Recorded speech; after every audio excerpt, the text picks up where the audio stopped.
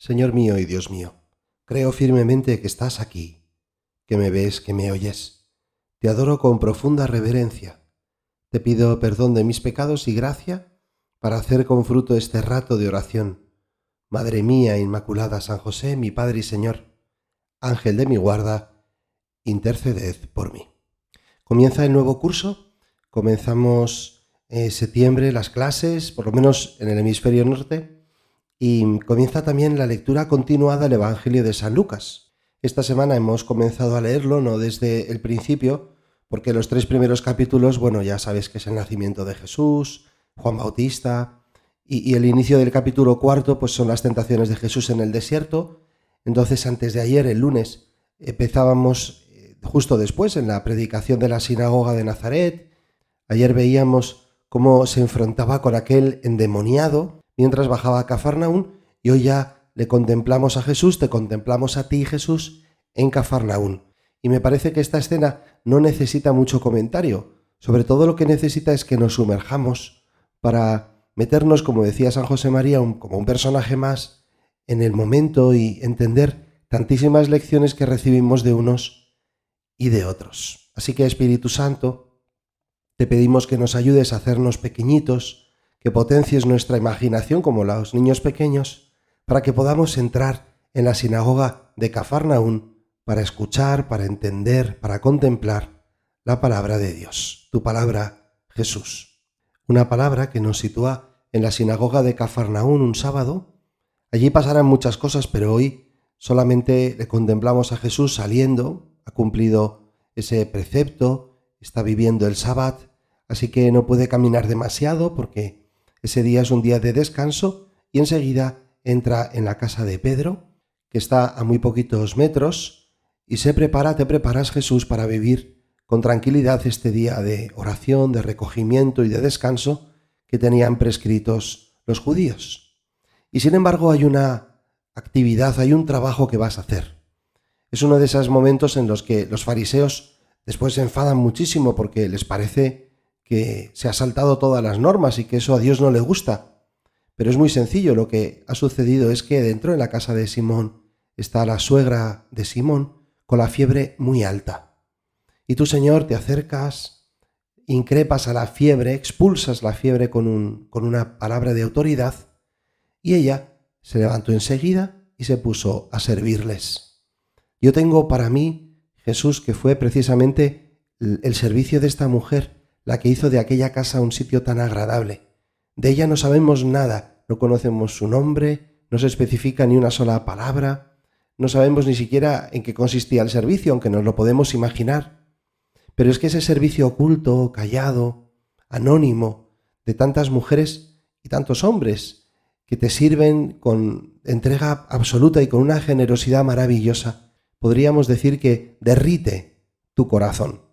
Y aquella casa, la casa de Pedro, será luego la casa y finalmente será tu casa en el Evangelio, porque lentamente irás como tomando posesión de aquel lugar que se convirtió en el hogar que no tuviste en Nazaret, de donde fuiste expulsado, un hogar que tú necesitas como cada uno de nosotros y que encontrarías también en Judea, junto a Jerusalén, en Betania, en la casa de Marta, María y Lázaro. Pero fue aquella mujer la que dio calor de hogar. Y me sirve para, pues acordarme en la oración, acordarnos de todas esas mujeres que han elegido hacer de su trabajo profesional y de su vida una entrega en el hogar. Tantísimas madres de familia que se dedican o que os dedicáis sobre todo a eso, a estar en casa, a cuidar la casa, haciendo la compra, la limpieza, la cocina, llevando y trayendo a los niños y teniendo 1000 detalles de cariño que por lo menos yo tengo para mí, que los hombres a veces somos muy torpes y no sabemos casi ni apreciar, pero sin embargo sentimos como Jesús que aquello es un hogar, que no es decía mi madre, la pensión del peine, ¿no? Sino un hogar, un lugar cálido. Hogar viene de fuego, un lugar donde se está muy a gusto. Allí, Jesús, en ese hogar, pasaste el sábado que terminaba justo al atardecer. Y al atardecer, al ponerse el sol, dice el Evangelio, todos los que tenían enfermos con el mal que fuera, se lo llevaban. O sea que alguien llamó a la puerta al atardecer y cuando abrieron la puerta no había una persona, sino una fila de cientos o tal vez de miles, no sé, de personas, de enfermos, de familiares de enfermos, que estaban todos con la esperanza de que tú, Jesús, pudieras hacer con ellos como habías hecho con el endemoniado, como estabas empezando a hacer aquellos milagros maravillosos. Era el atardecer y sin embargo, Jesús, pues tu corazón vence el cansancio o el deseo a lo mejor de cenar o de estar con los tuyos, de tal manera que dice el Evangelio que Él, tú Jesús, poniendo las manos sobre cada uno, los iba curando. De muchos de ellos salían demonios también que gritaban: tú eres el Hijo de Dios. Y como se trata de meterse en el Evangelio, a mí me gustaría meterme también en esa fila preguntándome, y yo te invito a que hagas lo mismo, ¿qué necesitas que Jesús te cure? ¿Qué enfermedad de tu cuerpo? O sobre todo, ¿qué enfermedad de tu alma? Porque la del cuerpo a veces los médicos pues pueden curarla, pero el alma solo la puede curar Él. ¿Qué enfermedad necesitas que el Señor te cure? Y mientras estás en la fila y van pasando los minutos y Jesús está cada vez más cerca de ti, plantéate, pregúntate, pídele luces al Espíritu Santo para no pedirle una tontería, sino algo de fondo, algo que realmente necesitas, algo que de verdad te está pesando. Siempre se hablan de los pecados capitales, están como en la cabeza, en la cápita del resto de los pecados. Sí, puedes pedirle a Jesús que te ayude a no decir palabrotas, pero si es ira lo que tienes, pues quizá ese es lo que tienes que pedirle: lujuria, envidia, orgullo, soberbia, avaricia, pereza. ¿Qué es lo que te pasa? ¿Cuál es tu enfermedad? ¿Qué es lo que necesitas que Jesús haga por ti?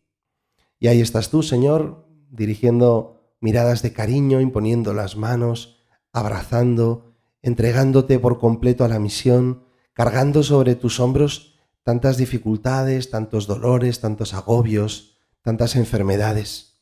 Y van pasando las horas y los apóstoles se cansan y hacen turnos y miran asombrados, pero ahí sigue, y no va a descansar y no va a dormir. No parece que durmieras, porque dice el Evangelio de San Lucas que al hacerse de día salió a un lugar solitario. O sea que parece que aquella procesión de personas que venían pues duró toda la noche y que cuando amaneció y ya no quedaba nadie, en vez de irte a la cama, estabas como sobrepasado en tu humanidad por todo ese dolor que habías ido como recogiendo en esas curaciones y necesitabas dejárselo, dárselo a tu Padre, entregárselo a Él. Así que al hacerse de día salió a un lugar solitario. Y allí, Señor, pues tú en presencia del Padre le das gracias, le presentas cada una de las enfermedades, quizá los casos más difíciles, le pides al Padre que repare tus fuerzas porque como hombre tú también te cansabas, le pides luces para saber por dónde tienes que seguir, solo quieres hacer su voluntad, tanta gente te estará esperando, ya verás cuando me encuentren lo que puede pasar, no sé si vendrán de otros sitios, si me tengo que quedar o que ir. Y en esa conversación, por fin lo encontraron. La gente lo andaba buscando, dieron con él e intentaban retenerlo para que no se les fuese. Pero él les dijo, ¿también a otros pueblos tengo que anunciarles el Evangelio del reino de Dios? Para eso me han enviado. Y te marchaste. Como que en la oración encontraste la libertad para despegarte de los requerimientos a veces un poco egoístas de los hombres que queremos siempre como manipularte, atarte, tenerte como solamente para nosotros, y sin embargo pudiste continuar con tu misión, que pasaba en ese momento por dejarles de alguna manera solos y acudir a otros lugares, a otras aldeas, a otras ciudades, donde también te estaban esperando. Qué lección tan buena, Señor, la de quien es libre de los requerimientos ajenos y de las expectativas de los demás, porque en la oración solamente quiere hacer tu voluntad. Y así seguiremos contemplando el Evangelio de San Lucas. Mira, cuando llegue el Adviento, a finales de noviembre, iremos ya por el capítulo 21. Hoy estamos en el capítulo 4. Yo te animo a que habitualmente leas el Evangelio, escuches estos 10 minutos. En la aplicación siempre ponemos el texto. Si lo puedes leer en la Biblia, mucho mejor. y que hagas ese camino con Jesús que hemos hecho nosotros para ir entendiendo más tu corazón, Señor, para irnos sumergiendo en el misterio de tu divinidad. Te doy gracias, Dios mío, por los buenos propósitos, afectos e inspiraciones que me has comunicado en este rato de oración. Te pido ayuda para ponerlos por obra. Madre mía Inmaculada, San José mi Padre y Señor, Ángel de mi guarda, interceded por mí.